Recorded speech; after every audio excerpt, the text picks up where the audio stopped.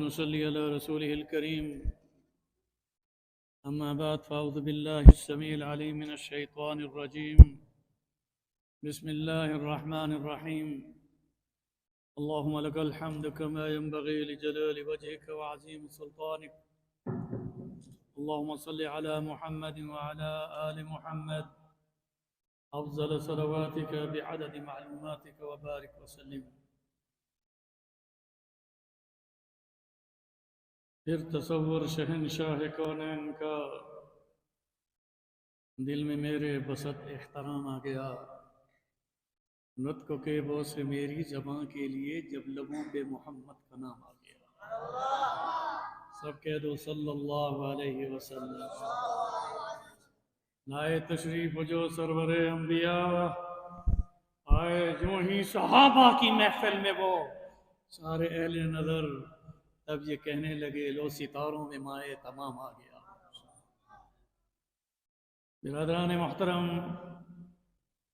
فضیلت الشیخ حضرت مولانا پیر طریقت فضیلت الشیخ حضرت مولانا ثناء اللہ صاحب اور ان کے برادران، اور در حقیقت یہ فیض حضرت مولانا حسین علی توحیدی پیر طریقت بھی تھے، رہبر شریعت بھی تھے. یہ مکی مسجد اور اس میں خانقاہ حسینیہ کا فیض ان کے لیے ہمیشہ ایصال ثواب میں رہے گا انشاءاللہ. راولپنڈی اس جامع مسجد مکی میں آج 27 رجب المرجب جو یوم اسراء والمعراج ہے، اور رات جو گزری وہ لیلۃ الاسراء والمعراج تھی. میں اس موقع پر اپنا موضوع کا آغاز کن کلمات سے کروں؟ آج راولپنڈی مکی مسجد میرے سامنے مخاطب نہیں، بلکہ پورے کائنات عالم کے مسلمانوں سے میں اس اسراء والمعراج کے موضوع پر مخاطب بھی ہوں، اور مسلمانوں کو اس مقام مصطفیٰ کے بارے میں آگاہ کرنا چاہتا ہوں، جس کو عوام تو پہلے ہی بھولی ہوئی تھی الیکشن میں. علماء نے بھی اس اسراء والمعراج کی مناسبت سے جو حق ادا کرنا تھا وہ نہیں کیا. بڑے افسوس کے ساتھ مجھے کہنا پڑتا ہے کہ آج نام نہاد اسلامک اسکالر، میں نام نہیں لینا چاہتا، جب نام نہاد ہیں تو نام کیوں لوں، وہ یہ کہتے ہیں کہ اسراء والمعراج کا معجزہ یہ خواب میں ہوا ہے، روح ماں جسد حقیقت سے اس کا کوئی تعلق نہیں. کتنی افسوس کی بات ہے، جس واقعے کو اللہ رب العزت نے قرآن پاک میں 2 صورتوں میں بیان کیا، اور دونوں صورتوں کے آغاز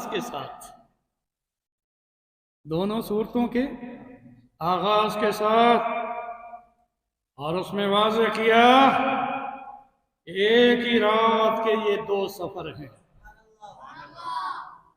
ایک ہی رات کے یہ 2 سفر ہیں.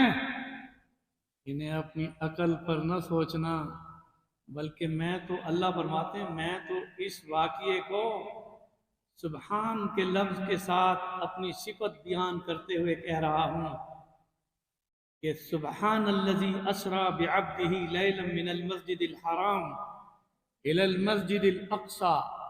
پاک ہے وہ ذات جس نے اپنے بندے کو رات کے ایک حصے میں مسجد حرام سے مسجد اقصی کی سیر کرائی. اب یہاں میرے جملے کو میں میڈیا کا مشکور ہوں کہ وہ لائیو پروگرام دے رہے ہیں اور آگے پھیلائیں گے. میں یہ واضح لفظوں میں بتانا چاہتا ہوں کہ رب نے اسراء کے سفر کا آغاز سبحان سے کر کے یہ بتا دیا کہ تم اپنی عقل سے نہیں سوچو، وہ ذات جو سبحان ہے قادر ہے۔ ہمیشہ سبحان کا جملہ وہاں آتا ہے جہاں انسان اپنی عاجزی کا اعتراف کرتے ہوئے اقرار کرتا ہے کہ میں عاجز ہوں اور تو قادر ہے۔ تو اب لفظ قادر آنا چاہیے، لیکن جب رکوع میں ہم جاتے ہیں تو عاجزی سے جھکتے ہوئے جب اپنی کمر کو جھکا کر تسبیح پڑھتے ہیں تو سبحان ربی العظیم۔ پھر جب سجدے میں جاتے ہیں تو اس میں اللہ کے کئی نام ہیں، مگر وہاں پر بھی ہماری تسبیح کا آغاز سبحان سے ہے۔ سبحان ربی غور سے پڑھ دو سارے، سبحان ربی یہ جبین و نیاز میں توحیدی مسجد میں، مکی مسجد میں بیان کر رہا ہوں۔ انسان کا آخری درجے میں انکساری کا جو اظہار ہے وہ سجدہ ہے، جس میں یہ ماتھا، یہ ناک، دونوں ہاتھ کی انگلیاں، گھٹنے اور پاؤں کی انگلیاں جھک کر اللہ کے سامنے یہ اظہار کرتی ہیں کہ تو قادر اور میں عاجز۔ اور کیسے نہ کہے، کیونکہ اللہ نے آدم علیہ السلام کے چہرے کو اپنے ہاتھ سے بنایا۔ آدم کے چہرے کو رب نے اپنے ہاتھ سے بنایا اور اس کے آگے فرشتے اور مخلوق جھک گئی۔ واقعہ لمبا ہو جائے گا، میں انتہائی یعنی اختصار کے ساتھ یہ جملہ دے رہا ہوں۔ اللہ نے فرمایا تمہارے بابا آدم، تم اس کی اولاد ہو، وآدم من تراب، ہم سب کس کی اولاد ہیں؟ کلنا بنی آدم، ہم بنی آدم ہیں۔ وآدم من تراب، آدم مٹی سے بنائے گئے۔ اگر ان کی فضیلت کیا ہے کہ اللہ نے ان کے چہرے کو اپنے ہاتھ سے بنا کر کہا یہ چہرہ اتنا اعلیٰ ہے کہ ساری مخلوق بمائے فرشتوں کے جبریل اس کے آگے جھک گیا ہے، اب تم نے جھکنا ہے تو کسی ادنا کے آگے نہیں، رب اعلیٰ کے آگے جھکنا ہے۔ اس لیے اس میں تسبیح کیا دے دی؟ سبحان ربی، زور سے کہو۔ ہر سجدے میں یہ تصور کیا کرو، میں بیت اللہ میں بھی مطاف میں سجدہ ریز ہوتا ہوں، مسجد نبوی میں سجدہ ریز ہوتا ہوں، اس وقت مسجد قباء میں جب سجدہ ریز ہوتا ہوں وہاں بھی سجدہ ریز ہوتا ہوں، تو میرا سجدے میں تصور یہ ہوتا ہے کہ یہ اعلیٰ چہرہ، یہ اعلیٰ چہرہ کسی ادنا کے آگے نہیں جھکاؤں گا، جھکے گا تو سبحان ربی اعلیٰ کی تسبیح کے ساتھ رب اعلیٰ کے آگے۔ وعدہ ہے آپ کا انشاءاللہ۔ تو میرے دوستو، سبحان جہاں بھی آیا وہاں اس بات کا اقرار ہے کہ ہم عاجز اور وہ، اس کو عقل سے سوچنا چاہیے، یہ اللہ کی قدرت سے۔ اللہ فرما رہے ہیں سبحان الذی اسریٰ بعبدہ، سبحان پاک ہے وہ ذات اس سے منزہ ہے، قادر، مقتدر، یا اللہ، یا رحمان، یا رحیم، یا کریم، یا قوی القادر المقتدر انک علی کل شیء قدیر۔ وہ فرما رہے ہیں کون؟ اللہ، کہ میں نے اپنے بندے کو مسجد حرام سے مسجد اقصیٰ کی، زور سے کہو، سیر کرائی۔ اب یہ بتاؤ حضور کو دعوت دی گئی تھی یا اللہ خود ہی لے کر گئے؟ دعوت نہیں دی گئی، یہ نہیں کہا کہ آپ آئیں، جبریل آئے گا اور اس کے ساتھ آ جائیں۔ کہا جبریل تو لگام پکڑے گا غلام بن کر، جبریل تو آئے گا تو آپ کو وزیر بن کر، میں اپنے بندے کو سیر کرا رہا ہوں۔ اور یہ بھی نہیں کہا میں سفر کرا رہا ہوں۔ سفر اور سیر میں فرق ہے نہیں بولا؟ سفر، ہمیں مدینہ منورہ ایئرپورٹ سے ہوائی جہاز پر بیٹھا اور اسلام آباد ایئرپورٹ پر اترا، یہ میرا سفر ہے۔ مگر سیر کسے کہتے ہیں؟ آپ اسلام آباد سے مری جائیں، پھر کچھ اسٹے کریں، پھر نتھیا گلی جائیں، اسٹے کریں، اور اسی طرح سے سیر و تفریح سٹاپ کے ساتھ ہے، رکتے رکتے ہے، دیکھتے دیکھتے ہے۔ اس لیے فرمایا لِنُرِيَهُ مِنْ آیاتنا، میں نے اپنے بندے کو سفر نہیں کرایا کہ ڈائریکٹ ہی مسجد اقصی بلا لیا، راستے کی سیر بھی کرائی اور نشانیاں بھی دکھائیں۔ اب اسی میں حضور صلی اللہ علیہ وسلم کو جب جبریل امین آئے تو انہوں نے دستک نہیں دی اپنا آپ کے دروازے کو، مگر جبریل جب بھی آتے تھے دستک دے کر آتے تھے، جبریل جب بھی آتے تھے اجازت دے کر آتے تھے۔ اب میں موضوع لمبا ہو جائے گا، کن کن موقعوں پر کیا کیا کہا، اتنا عرض کر دوں، اللہ نے فرمایا اے میرے سید الملائکہ، جس کو اللہ نے ملائکہ کا سردار بنایا، کہا میں اپنے حبیب کو سیر کرا رہا ہوں، جاؤ میں ان کو سیر کراؤں گا، تم لگام پکڑنا۔ اب وہ آئے، سوچ میں آئے کہ دستک دے کر جاؤں، حضور کہیں نیند میں ہوں گے تو دستک دوں، یا میں اندر داخل ہو کر حضور کے پاؤں دبا دوں، یا کہیں ایسا کہ حضور صلی اللہ علیہ وسلم بین النام والیقظان آتانی الملک، کہ حضور نے خود فرمایا ام ہانی کے گھر میں تھا اور نیم بیداری میں تھا، دو نیند اور بیداری کی درمیانی حالت میں تھا، کہ مجھے جبریل نے آ کر پاؤں دبا کر نہیں اٹھایا، پورے جانوی سقف بیتی انا بمکہ، میں ابھی سویا، میں نے دیکھا میرے تو گھر کی چھت پھٹ گئی۔ آپ کے ہاں جب کبھی کوئی آندھی بھی آئے آنکھ کھل جاتی ہے نہیں؟ بولو بولو، بارش میں گرج چمک کے ساتھ جب گرج بھی آئے، وہاں تو برق بھی ساتھ تھی۔ اب آپ کہیں گے برق کیا ہے؟ برق یہ جب بارش ہوتی ہے تو بادلوں میں ایک چمک سی آتی ہے ایسے اور ختم ہوتی ہے، اور کتنی تیز ہوتی ہے اور کتنی بلندیوں سے اس کی روشنی زمین پر ہوتی ہے، اور کبھی کبھی وہ گرتی بھی ہے۔ اس برق سے زیادہ تیز رفتار براق تھی۔ اب آئیے، جبریل نے آ کر سلام کر کے جگایا نہیں، بلکہ حضور فرماتے ہیں میری آنکھ کھل گئی، پوری جہنمی سقف بیتی انا بمکہ، بخاری شریف کی روایت ہے، اس جملے کو ذہن میں رکھیے، چھت پھٹ جائے اور حضور خود فرما رہے ہوں پوری جہنمی سقف بیتی انا بمکہ، جس گھر میں تھا چھت پھٹی، فنازل جبریل علیہ السلام، اور اس میں نازل ہوئے جبریل۔ اب حضور کی خبر کو سچا کہو گے یا جوید غامدی کی خبر کو کہ وہ کہتے ہیں خواب میں تھا؟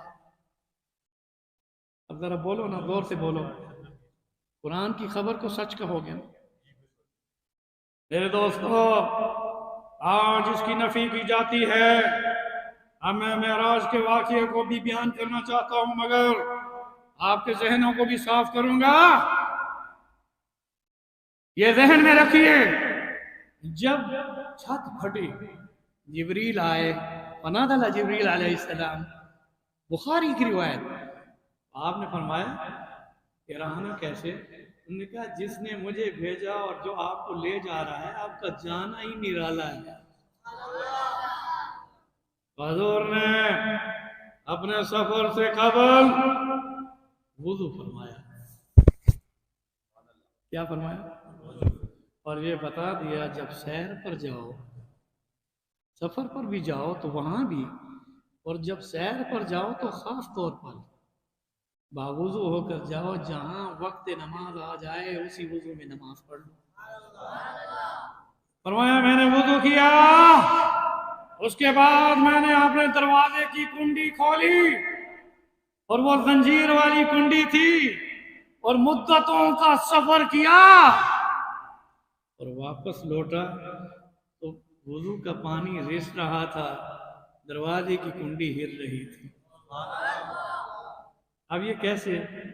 پوری جہنمی سقف بیتی، فرمایا اے جبریل جب جانا چھت پھاڑ کر تو اپنے پیارے میرے حبیب میرے بندے سے کہنا اب آپ کو میں نے جگا دیا اور پوری مخلوق کو سلا دیا۔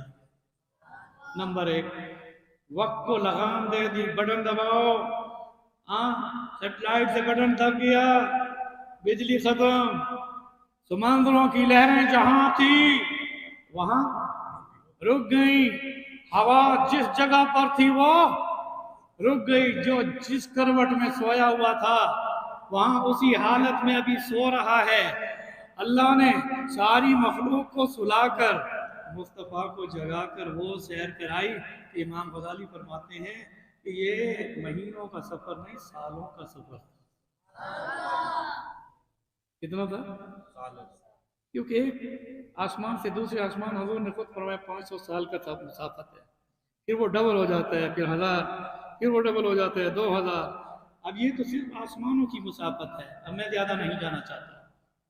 جملہ سنا مجھ سے، میں کیونکہ عربوں کا خطیب ہوں، وہاں پر عرب نوجوان، میں اسی اسراء والمعراج پر خطاب کر رہا تھا، نماز جمعہ کے بعد وہاں عقیدت کے ساتھ سوال کرتے ہیں، یہاں پر تو تنقید کے ساتھ ہوتا ہے۔ انہوں نے کہا شیخ آپ نے کہا وقت کو لگام دے دی گئی اور مصطفیٰ کو جگا کر مدتوں کا سفر کرایا گیا، اس کی کوئی دلیل قرآن میں ہے؟ قاری یاسر صاحب انہوں نے کہا اس کی دلیل کیا قرآن میں ہے؟ میں نے کہا ہاں ہے۔ وہ بڑا چونکا، اس نے کہا قرآن میں تو سبحان الذی اسریٰ ہے یا والنجم اذا ہوا ہے۔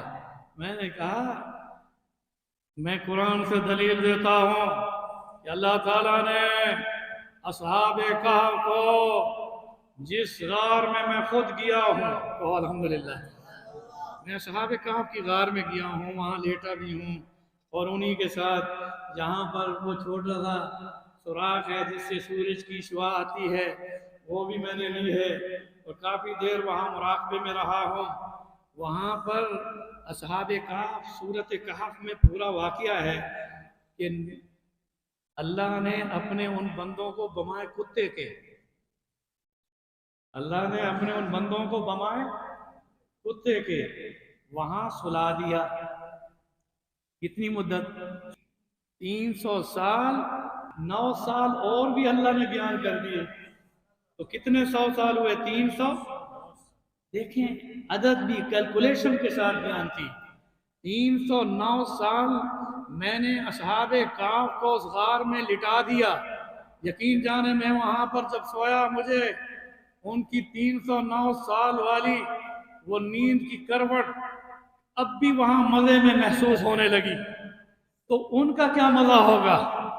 اس کے بعد اللہ نے فرمایا کہ 309 سال کے بعد جگایا تو پرانے سکے لے کر وہ مارکیٹ میں گئے، اب وہ لمبا واقعہ ہے۔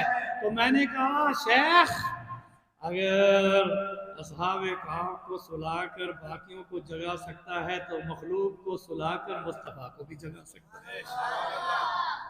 اس نے کہا اور دلیل؟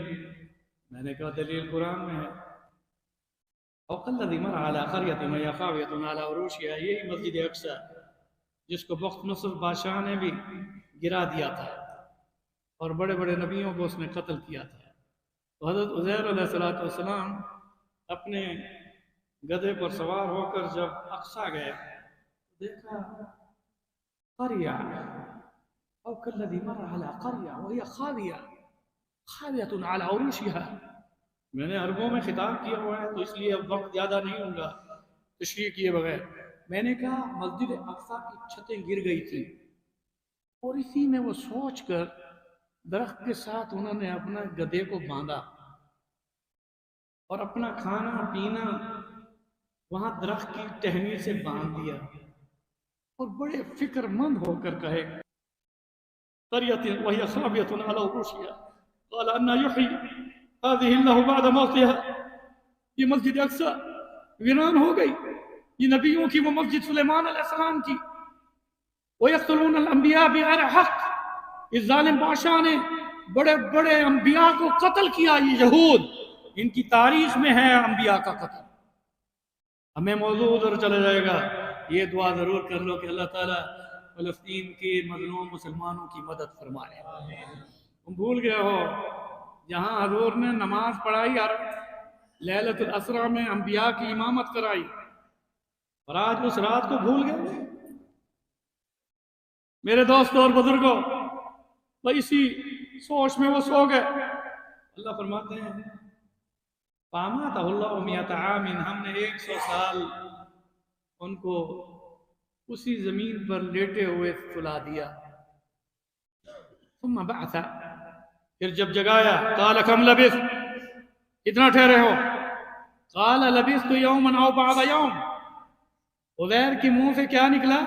میں تو ایک دن اور سے کم وقت کے لیے یہاں ٹھہرا۔ قال بل لبثت 100 عام، تو 100 سال یہاں پر سویا ہے۔ انظر الى طعامک، اپنے کھانے کے دوئے، وشرابک، اپنے پینے کے دوئے۔ اب وہ ٹہنی جس سے آپ نے زیتون اور پانی کا مشکیزہ باندھا ہوا تھا، وہ بھی اسی طرح موجود۔ کہہ دو نا سبحان اللہ۔ وانظر الى حمارك ولنجعلك آية للناس وانظر الى العظام كيف ننشزها ثم نكسوها لحما فلما تبين له قال اعلم ان الله على كل شيء قدير۔ ذہنوں میں رکھیے، اللہ نے فرمایا اب ذرا گدھے کو دیکھ۔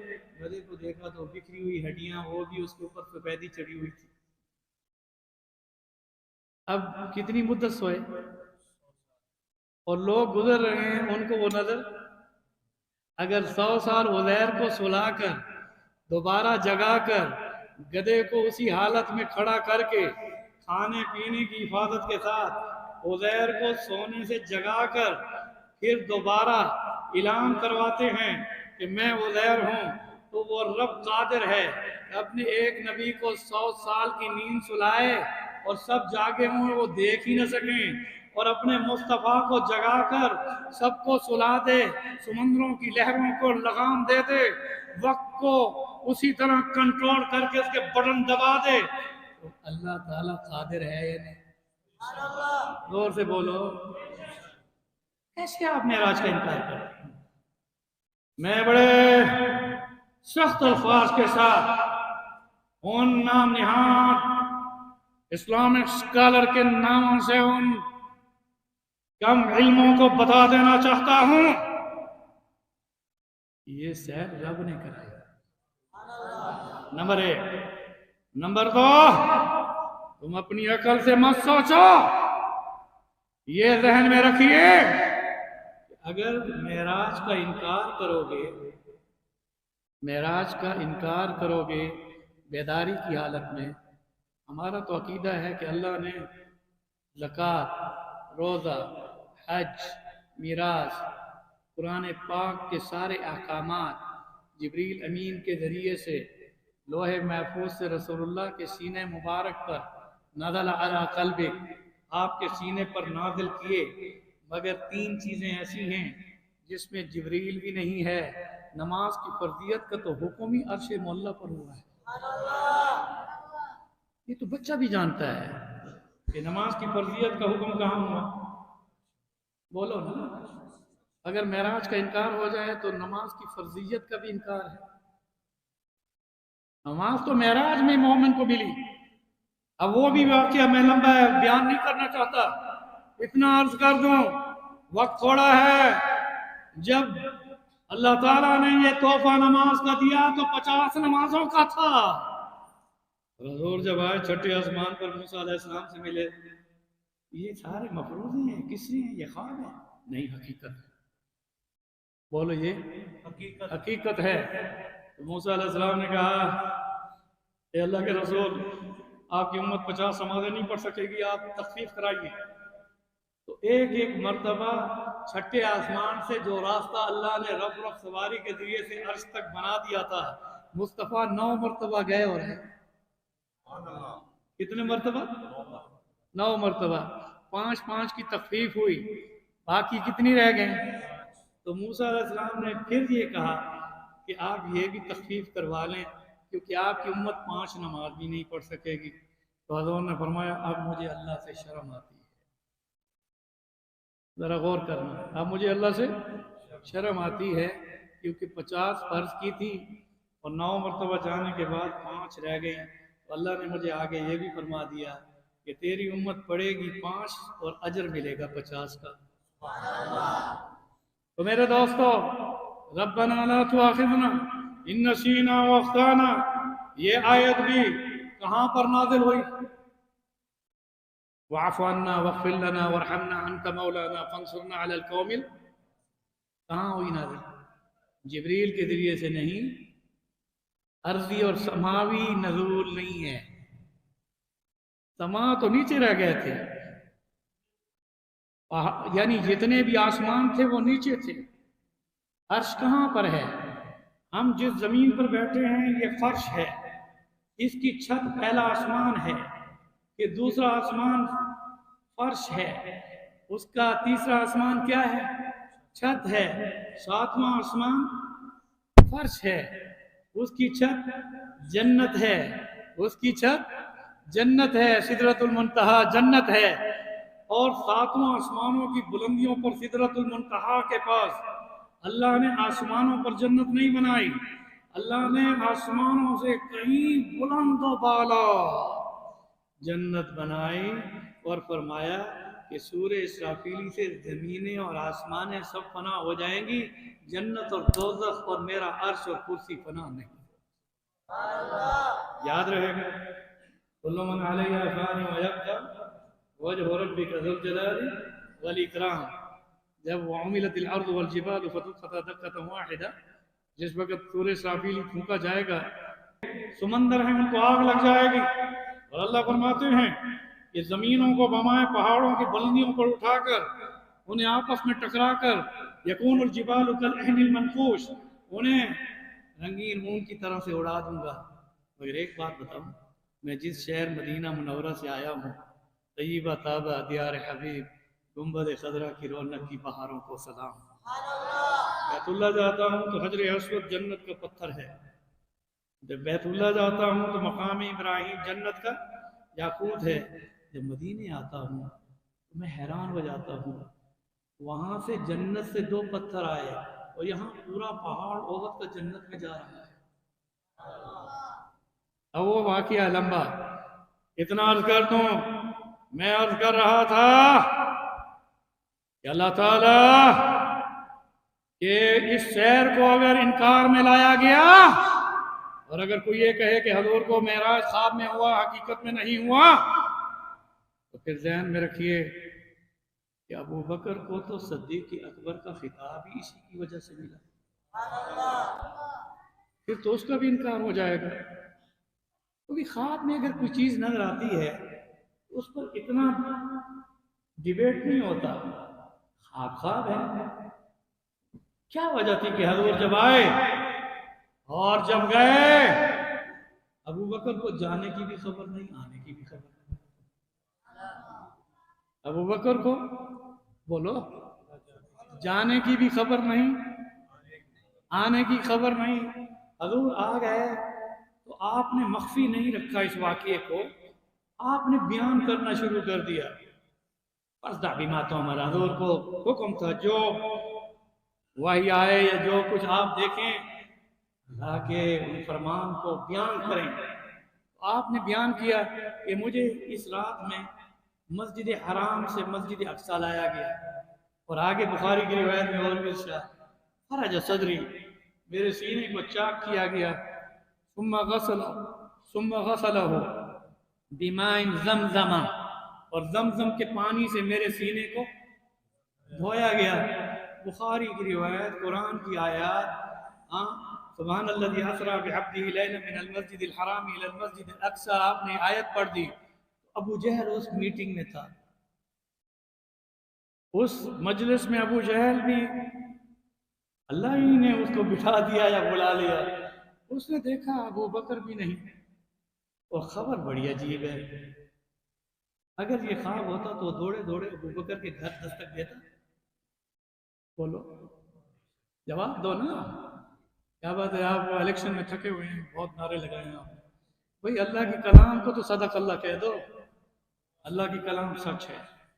ابو بکر کے گھر کی دستک دی ابو جہل نے، من دق الباب، حضرت ابو بکر اس وقت ابو بکر تھے، صدیق نہیں تھے۔ انہوں نے پوچھا عمر بن ہشام، اس نے کہا میں عمر بن ہشام۔ ابو جہل کیسے؟ اس نے کہا باہر تو آؤ، باہر دروازہ کھولا، اس نے کہا کیا یہ ہو سکتا ہے کہ رات کے ایک حصے میں،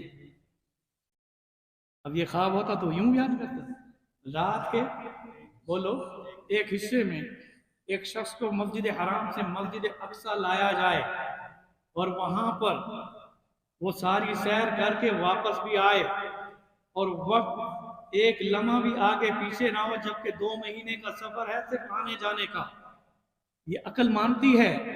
ابو بکر نے جواب میں فرمایا عقل نہیں مانتی، اگر تیری روایت ہے، ابھی میں نے حضور سے نہیں سنی، اگر راوی تو ہے اور تو کہتا ہے کہ میرے نبی نے یہ کہا تو سن لے، راوی تو ہے، سنا میں نے نہیں، پھر بھی میں تصدیق کرتا ہوں کہ اگر جبریل آسمانوں سے زمین پر آ سکتا ہے تو مصطفیٰ زمین سے آسمان اور عرش معلی پر جا بھی سکتا ہے۔ اب آئے حضور کی خدمت میں، حضور ابو جہل بھی پھر پہنچ گیا، اب حضور کی خدمت میں آئے، سلام کیا، السلام علیکم یا رسول اللہ، آپ کے سامنے بیٹھ گئے۔ اب حضور بیان کرتے جا رہے ہیں، حضرت ابو بکر نے پوچھ لیا یا رسول اللہ کیا واقعہ ہے؟ حضور بیان کرتے جا رہے ہیں اور ابو بکر جواب میں کہتے جا رہے ہیں صدقت یا رسول اللہ، آپ نے کیا فرمایا؟ بولو نا، پیچھے والے بچوں بھی اور بڑے بھی بولیں، حضور نے کیا فرمایا؟ صدقت، سچ بولا، سچ فرمایا۔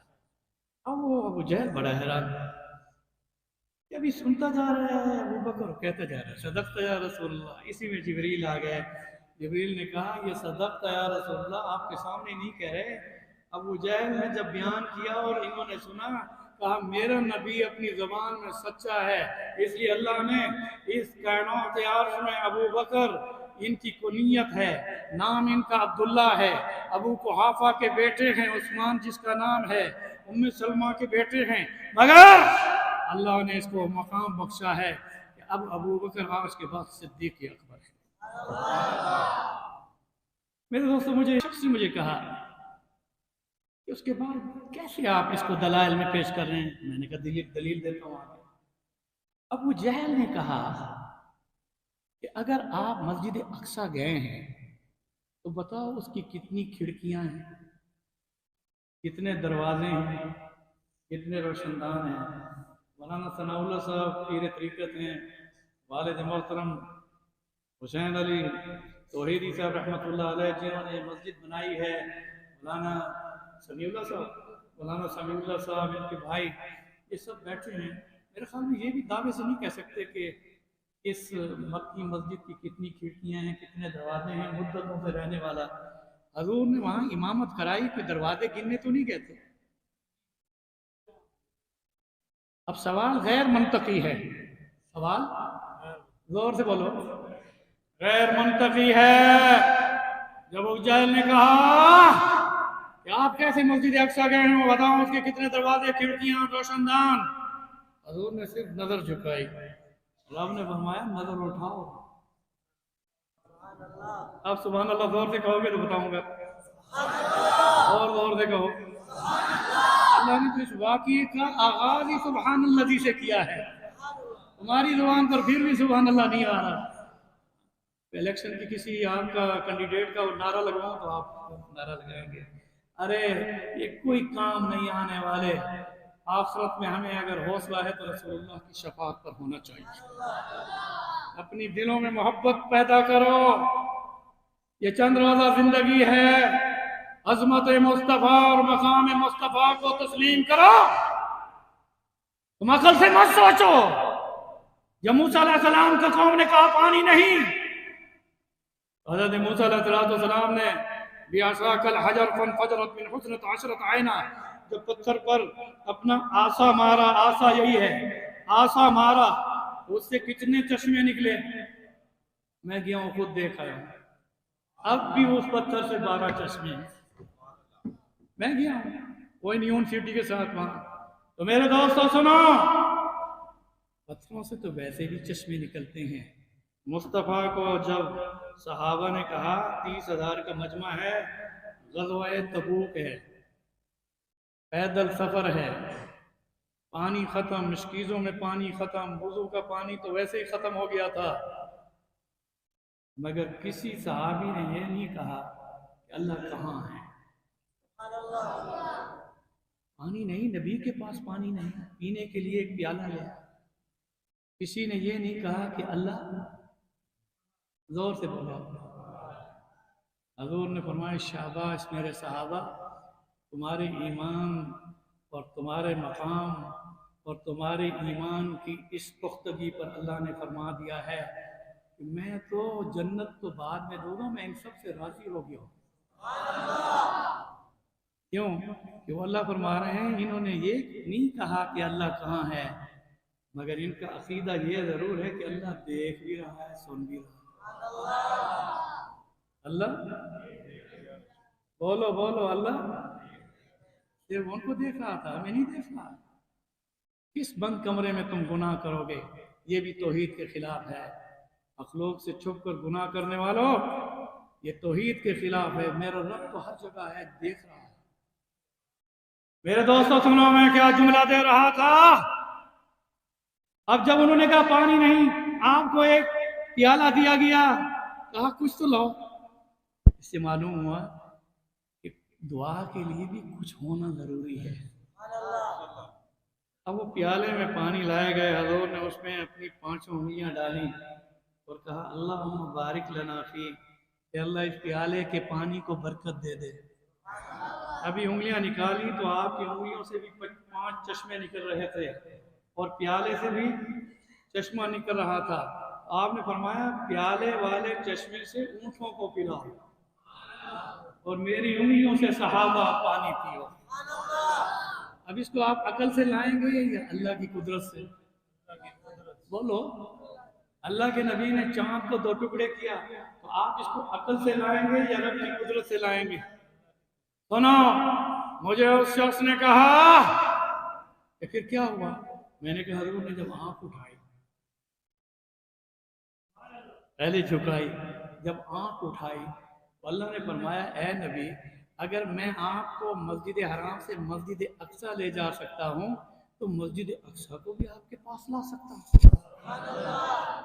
مسجد اقصی کو یہ شرف حاصل ہے کہ اس وقت چند منٹوں کے لیے اللہ نے اسے اٹھا کر رسول اللہ کے سامنے یوں رکھ دیا کہ آپ نے اتنے تک بھی فرمایا کہ میرے چچا زاد بھائی عقیل بن ابو طالب جو علی کے بڑے بھائی ہیں، اس کے گھر پر مسجد اقصی آئی ہوئی ہے۔ اور کہا ابو جہل پوچھ، وہ پوچھتا جا رہا تھا، حضور گنتی کر کے بتاتے جا رہے تھے۔ آپ نے تو کہا سبحان اللہ، مگر ادھر سے آواز نہیں آئی، غور سے کہو سبحان اللہ۔ اب آپ کو بھی دلیل دوں قرآن سے، کیونکہ سارے پڑھے لکھے بیٹھے ہیں۔ یہ صحابہ تھے جو خبر رسول پر بغیر مشاہدے کے ایمان لائے، اور ہمارا آج کوئی تھوڑا سا پڑھا لکھا ہو جائے تو کہتے ہیں جی نہیں، میں تو جاوید غامدی کو مانوں گا، میں فلاں کو مانوں گا، میں غلام محمد پرویز کو مانوں گا، چاہے بخاری شریف کی روایت ہو، قرآن کی آیات ہو، سب کا انکار۔ اور موجودہ دور کے ان لوگوں کا اقرار یہ ہمارے لیے بدنصیبی ہے۔ آج وعدہ کر لو کہ ہم کتاب و سنت اور صحابہ کے منہج پر جو حضور خبر دے گئے بغیر مشاہدے کو، اس کو اپنا ایمان کا حصہ نہیں بلکہ ایمان ہی اس کا نام ہے کہ خبر رسول پر بغیر مشاہدے کے ہم اللہ پر ایمان رکھیں۔ میرے دوستو، مجھ سے پھر اس نے کہا عربوں سے ٹاکرا ہو، وقت تھوڑا ہو گیا، اب میں جملے کو کیسے پورا کروں؟ مجھ سے انہوں نے کہا اس کی دلیل قرآن سے دو۔ میں نے کہا ہے قرآن میں؟ کہا کیسے؟ میں نے کہا ہود نے خبر دی کہ سبا میں ایک عورت ہے، اس کا نام بلقیس ہے، اس کا تخت ہے، وہاں وہ سورج کی پرستش کرتی ہیں، حکومت ہے۔ تو حضرت سلیمان نے انہو من سلیمان و انہو بسم اللہ الرحمن الرحیم کا خط بھیجا، اور ہود نے اس کے روشندان کھلا تھا دراشا، اس سے اندر داخل ہو کر ملکہ بلقیس کے سینے پر وہ خط رکھا۔ اب اس نے بہت ساری میٹنگز کی، یہ خط آیا ہے اللہ تعالیٰ جس میں حکم ہے آ جاؤ میرے پاس اور مسلمان ہو جاؤ۔ اس نے اس کے بعد تحفے تحائف بھیجے، واقعہ لمبا۔ آخر کار حضرت سلیمان نے کہا نہیں، تجھے میرے پاس، غور سے بولے، سورۃ نمل میں ہے نہیں واقعہ۔ اب وہ اتنا قریب پہنچ گئی सुन रहे हैं धूप पर बैठने वाले नौजवानों, वो लश्कर बिल्कीस का इतना करीब पहुंच गया कि हजरत सुलेमान मस्जिद अक्सा से उनकी गुबार उड़ती देख रहे थे।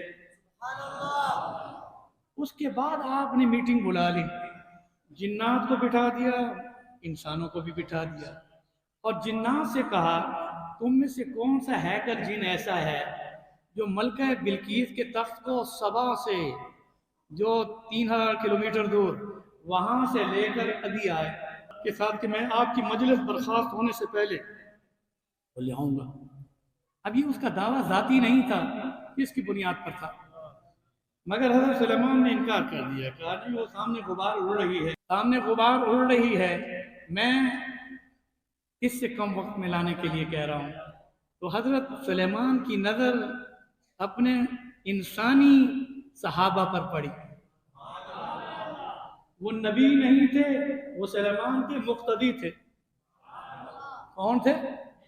उनसे कहा बताओ तुम में से कोई है कि जो मलके बिल्कीस के तख्त को जल्दी लाए, क्योंकि वो सामने गुबार उड़ रही है, उसके आने से पहले आए। क्या आपकी आंख अभी नहीं झपकेगी कि मैं उसको लाता हूं? किसने कहा? बोलो। नबी तो नहीं था ना। मगर क्या हुआ? कबल आपकी आंख अभी झपकेगी नहीं, अभी आंख झपकी नहीं थी कि मलका बिल्कीस का तख्त पहुंच गया। तो हजरत सुलेमान ने उसके जवाब में क्या कहा कि ना तो ये मेरे मुक्तदी की कमाल है और मेरा जो तख्त उड़ता है न मेरी कमाल है, हाज़ा मिन फज़ल रब्बी। किसका फजल है? अरे अगर सुलेमान अलैहिस्सलाम का मुक्तदी वो तख्त आम झपकने से पहले लाए तो सुलेमान जिसके मुक्तदी हैं और हजूर जिसके इमाम हैं, क्यों फर्क डालते हो हर वक्त? आइए आखिरी जुमले के साथ, हजूर सल्लल्लाहु अलैहि वसल्लम मस्जिद अक्सा की इमामत के बाद, आसमानों की सैर के बाद, जन्नत की सैर के बाद, तीसरी सवारी थी रफ रफ सब, वो गिलाफ वाला मिंबर जिस पर आप बैठे तो जिब्रील नीचे रह गया। मुस्तफ़ा की सवारी 70,000 इजाबात के पर्दों से जन्नत से बुलंदियों पर अर्श मौला पर पहुंची। अब वाक़या लंबा है, वक्त थोड़ा है, मैं क्योंकि अपने बेटे कारी साले अहमद सिराज की तिलावत भी आपको सुनाना चाहता हूँ, क्योंकि उन्होंने मस्जिद नबवी में हिफ्ज़ किया, रब भी वहीं पढ़ रहे हैं। अभी ये मेरे साथ आए हुए थे, 20 दिन बाद हमने बात चला जाना है। इंशाल्लाह आप सबकी तरफ से दुरूद व सलाम भी पेश करूँगा, तो तिलावत सुनेंगे इंशाल्लाह ताला, नमाज भी इंशाल्लाह इनसे पढ़वा दूँगा। सुना जब हज़ूर सुम्मा दना फतदल्ला वकान क़ाब क़ौसैन औ अदना औहा इला अब्दिही मा औहा। ये ख्वाब की बातें हैं या हकीकत की? अल्लाह ने फरमाया मा ज़ाग़ल बसर, इस आंख ने धोखा नहीं खाया, मा कज़बल फुआद, दिल ने नहीं झुठलाया। वो सीना जिसके अंदर नूर हक मस्तूर रहता था, उसने कहा जो मेरे सीने में रब का नूर था वो मेरी आंखें आज उस रब को देख रही हैं। मेरे दोस्तों सुनो, आप सजदा रेज़ हो गए। अल्लाह ने फरमाया है हबीब सर उठाओ, मैं तो तुम्हें देखता नहीं हूं, तो आप सर उठाएं मुझे देखें। अब हमारे और आपके लिए एक लम्हा फिक्रिया, एक जुमला है, सुन लो। मुस्तफ़ा ने वहाँ अपनी ज़ात मलफ यहाँ नहीं रखी हुई थी, जैसे फाइलें लेकर लोग जाते हैं बादशाहों के पास। मालिकुल मुल्क के पास गए। किसके पास? मालिकुल मुल्क। और फासला कितना रह गया? फकान क़ाब क़ौसैन औ अदना, तीर कमान के फासले से भी कम फासले पर रब का सजदा। हज़रत अली से किसी ने पूछा कि वो कम फासला कितना होगा? कहा तुम जब सजदे में जाते हो तो तुम्हारा फासला सजदे में कितना होता है? झुक जाते हो, सर लगा हुआ है, क़ाब क़ौसैन तो तुम्हें भी हासिल है, मगर तुम्हारा नमाज में मेराज है, मुस्तफ़ा का अर्श मौला पर मेराज था। मेरे दोस्तों सुनो, अल्लाह ने फरमाया सर उठाओ मेरे हबीब, मेरे प्यारे। आपने अर्ज की बारी अज़्ज़ा वजल, तूने इतनी बुलंदियों पर मुझे बुलाया तो मैं भी एक दरख्वास्त लेकर आया हूँ। मुझे तो तूने बहुत कुछ दे दिया, مگر میری ایک فریاد ہے، ایک التجا ہے، ایک درخواست ہے، ایک ہی دنیا میں سجدوں میں رو رو کر تجھ سے مانگتا رہا، میری امت کی مغفرت فرما۔ اب تو کہہ دو اللہم صلی علی محمد، پڑھ دو اللہم صلی علی محمد وعلی آل محمد۔ میں مدینے سے آیا ہوں میرے دوستو، حضور کے سجدے مسجد نبوی میں بھی ہیں، بدر کے میدان میں بھی ہیں، مسجد حرام میں بھی ہیں۔ انہی جملے پر میں ختم کرتا ہوں۔ اللہ نے فرمایا تیری امت اگر شرک نہیں کرے گی تو تیری درخواست قبول ہے، 5 وقت کی نماز پڑھے گی تو ان کو میں اپنا قرب معراج والا دے دوں گا۔ اور سورۃ بقرہ کی آخری آیات جو میں تمہیں براہ راست دے رہا ہوں، یہ پڑھ لیا کریں تو ان کے گناہ معاف کر دوں گا۔ اب تجھے کیا دیتا ہوں، یہ جملہ سنو۔